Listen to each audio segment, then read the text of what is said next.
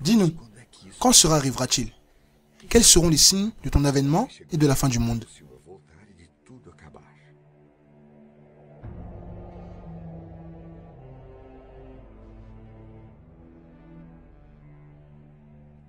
Prenez garde que personne ne vous séduise, car plusieurs viendront sous mon nom, disant « C'est moi qui suis le Christ », et ils séduiront beaucoup de gens. À l'extérieur, ce sont des brebis. À l'intérieur, des loups dévorateurs. Ce sont des faux prophètes, des pasteurs, mais aussi des prêtres, des rabbins, des sorciers, des moines bénédictins, avec des discours envoûtants et promesses merveilleuses. Vendant clémence, pardon, prospérité, guérison. Mais derrière ce semblant de sainteté, bien au-delà du marketing, des apparences, il y a la véritable nature qui se révèle tôt ou tard. Les œuvres parlent plus que les mots. Celui qui ne veut pas être trompé par ces menteurs qui font honte aux religions et qui scandalisent le nom de Dieu, qu'ils apprennent avec la Bible. On reconnaît l'arbre par ses fruits.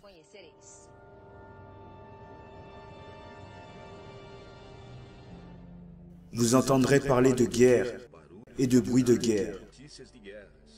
Gardez-vous d'être troublés, mais ce ne sera pas encore la fin. Une nation s'élèvera contre une autre nation, un royaume contre un autre royaume, et il y aura en divers lieux des famines et des tremblements de terre.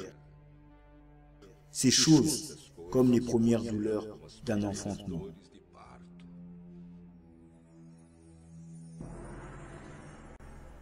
Tellement loin mais si proche, le Brésil et le Japon ont subi les plus grandes catastrophes naturelles. Des deux côtés de la planète, on n'a jamais vu de telles choses se produire. Le 11 mars au Japon. La terre a tremblé comme jamais dans le pays le mieux préparé au monde à ces événements.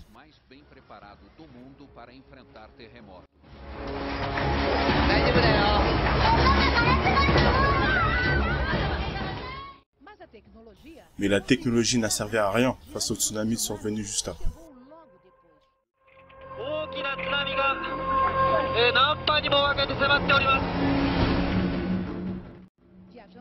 Avançant à 700 km/h, d'énormes vagues ont démoli le nord-est du pays. Sur la terre, il y aura de l'angoisse chez les nations qui ne sauront que faire au bruit de la mer et des flots. La population cherche des lieux sûrs, mais on ignore combien ont pu s'échapper.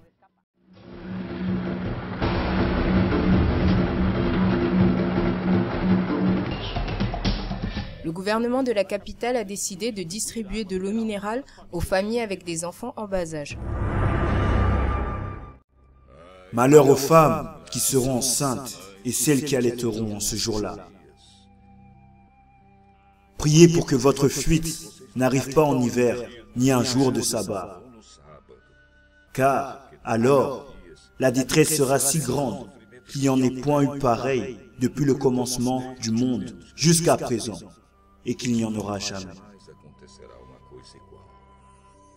Le super typhon atteint en ce moment les Philippines, en Asie, le plus fort cette année, dans le Pacifique, probablement le plus grand de l'histoire. Bonsoir William. Comme vous l'avez dit, ce n'est pas au hasard que Ryan soit appelé super typhon. Il pourra effectivement être reconnu comme le plus grand de l'histoire de la planète. Sur les images du service de météorologie, il est possible de voir sa taille. Il est tellement grand que les nuages couvrent 2/3 des Philippines. Le super typhon qui a ravagé la région centrale des Philippines a probablement tué plus de 10 000 personnes. Les autorités ont fait cette estimation en évaluant l'étendue des dégâts. 6 îles ont été touchées par le typhon. La ville la plus touchée a été Tacloban dans l'île de Leyte, où il y a eu plus de 200 000 victimes. Les vents atteignant jusqu'à 300 km/h ont provoqué des vagues jusqu'à 6 mètres de hauteur, des inondations, des éboulements de terre et des effondrements. Les routes sont bloquées et dans certains endroits, les aliments manquent déjà. Et il y aura en divers lieux des famines et des tremblements de terre, ainsi que des épidémies Il y arrivera des choses terribles et des grands signes seront visibles dans le ciel. L'impact d'un objet céleste dans l'atmosphère de notre planète a blessé presque 1000 personnes dans le sud de la Russie et a produit des images effrayantes vendredi dernier. C'était un météore qui s'est fragmenté en météorite, qui a endommagé des bâtiments et interrompu des communications téléphoniques. Aussi aujourd'hui, un astéroïde est passé tout près de la Terre, mais des astronomes de différents endroits du monde ont affirmé que ces deux phénomènes n'étaient pas corrélés. Et les étoiles du ciel tombèrent sur la terre, comme lorsqu'un figuier secoué par un vent violent jette ses figues vertes.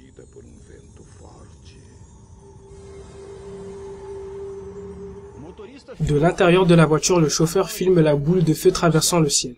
La luminosité est si intense qu'elle provoque un éblouissement dans la ville de Tcheliabinsk. D'après les autorités de la Russie, le rocher venu de l'espace mesurerait 12 mètres de largeur et pèserait environ 10 tonnes quand il est entré dans l'atmosphère terrestre à une vitesse supersonique de 54 000 km/h. Le gouvernement russe a expliqué qu'à son explosion, le phénomène a libéré l'équivalent d'énergie d'une bombe atomique. Plusieurs détonations ont été entendues dans la région. Au moment de l'impact, les téléphones portables ont cessé de fonctionner. Le passage du météore coïncide avec le passage d'un astéroïde. Aujourd'hui, près de la Terre, l'astéroïde en question, bien plus grand, a pu être détecté à l'avance par les astronomes. Le DA14 2012, nom donné par la NASA, pèse 130 000 tonnes et mesure 45 mètres de diamètre, l'équivalent de presque la moitié d'un terrain de foot. L'astéroïde est passé à moins de 30 000 km de la Terre, distance considérée courte. Les grands satellites utilisés dans les télécommunications et dans les GPS sont placés à 8 000 km plus loin. Dender Ebel est le spécialiste en météorites au musée d'histoire naturelle de New York. Selon lui, les deux objets astronomiques avaient des trajectoires opposées. Il n'est donc pas possible qu'ils aient un rapport entre eux. C'était juste une coïncidence.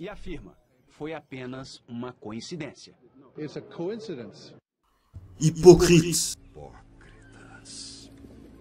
Vous savez discerner l'aspect de la terre et du ciel. Comment ne discernez-vous pas ce temps-ci? Deux études publiées aujourd'hui dans le magazine scientifique Nature ont révélé que le risque d'astéroïdes de la taille d'une maison puisse heurter notre planète. Selon cette étude, le risque de collision est 10 fois supérieur à ce que les scientifiques supposaient. Actuellement, des astéroïdes comme celui considéré petit ne sont pas observés par la NASA. La NASA se concentre sur les grands corps célestes qui pourraient entraîner de graves conséquences à la planète, comme celui qui, selon les scientifiques, a causé l'extinction des dinosaures il y a 65 millions d'années. Cela pourrait arriver de nouveau. Pour le moment, cela n'est arrivé qu'au cinéma. La collision d'un astéroïde a déjà été le thème d'un film qui montrait New York être englouti par une gigantesque inondation provoquée par sa chute dans l'océan.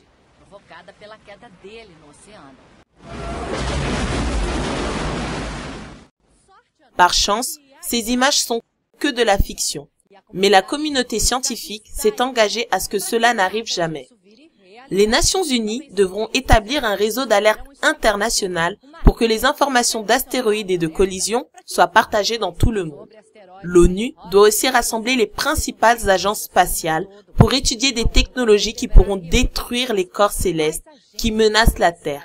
Mais cette possibilité est pour le moment éloignée. Quand les hommes diront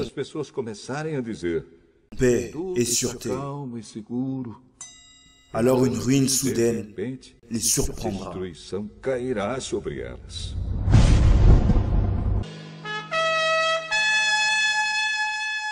Et quelque chose comme une grande montagne embrasée par le feu fut jeté dans la mer.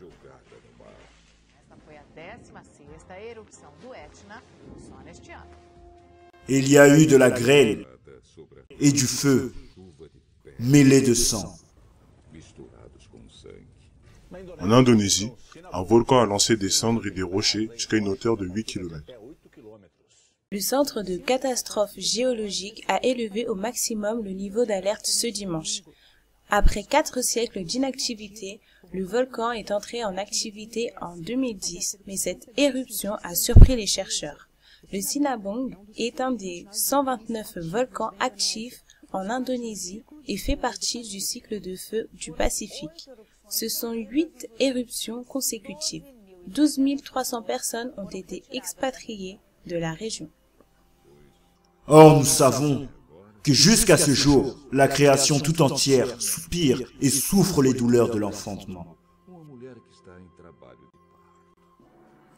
Les changements climatiques dans le monde ont des niveaux sans précédent. C'est le signal d'alerte pour toute la planète. Le relatoire IPCC, sigle anglais pour le panel intergouvernemental des changements climatiques de l'ONU, montre que les dommages du réchauffement global peuvent être plus immédiats que ce que les scientifiques déterminaient. Selon les prévisions jusqu'à la fin de ce siècle, la température de la Terre s'élèvera à plus de 12 degrés Celsius. Ce nombre dépasse ce que les scientifiques prévoyaient. 219 pays qui font partie de ce cas confirment ces prévisions. Les conséquences sont l'élévation du niveau de la mer et la plus fréquence de l'intensité de phénomènes comme les tempêtes extrêmes, des ondes de chaleur, des tornades et des ouragans, mettant en risque diverses régions du globe. Le relatoire confirme que la dernière décennie a été la plus chaude depuis 1950. Les océans sont les plus chauds et plus acides à cause de la population générant des impacts sévères dans la pêche et dans les autres écosystèmes marins. Les océans sont plus chauds et plus acides à cause de la pollution générant des impacts sévères dans la pêche et dans les autres écosystèmes marins.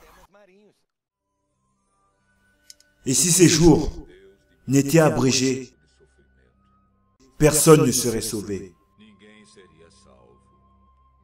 Mais à cause des élus, ces jours seront abrégés.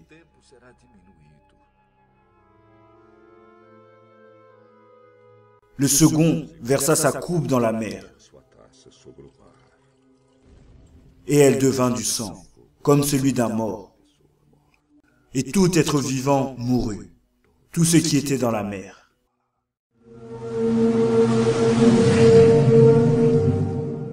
Le gouverneur du Japon a informé que le volcan Fukushima lance approximativement près de 300 tonnes de lave radioactive dans la mer par jour. L'entreprise qui gère l'usine garantit cependant que la plus grande partie contaminée se limite aux régions proches de la centrale où le port se trouve isolé de la mer. Les autorités de surveillance nucléaire du Japon a élevé le niveau de gravité de l'écoulement des eaux contaminées dans l'usine de Fukushima.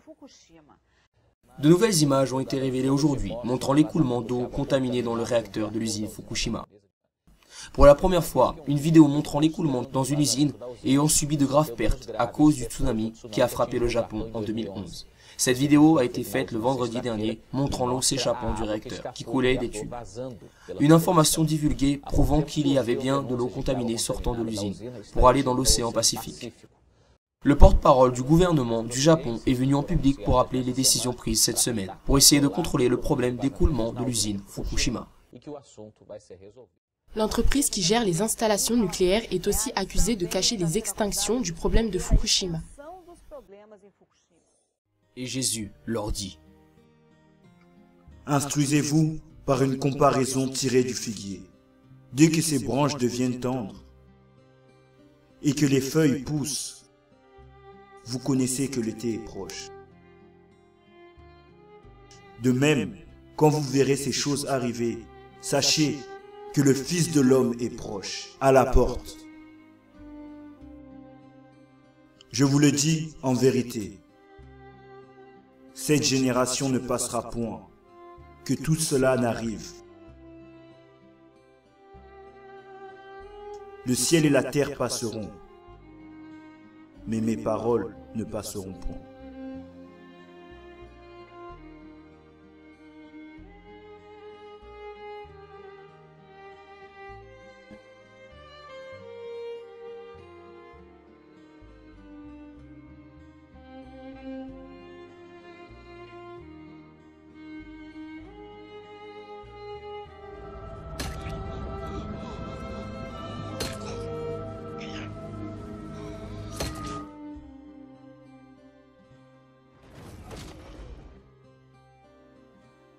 Car Dieu a tant aimé le monde qu'il a donné son Fils unique, afin que quiconque croit en lui ne périsse point, mais qu'il ait la vie éternelle.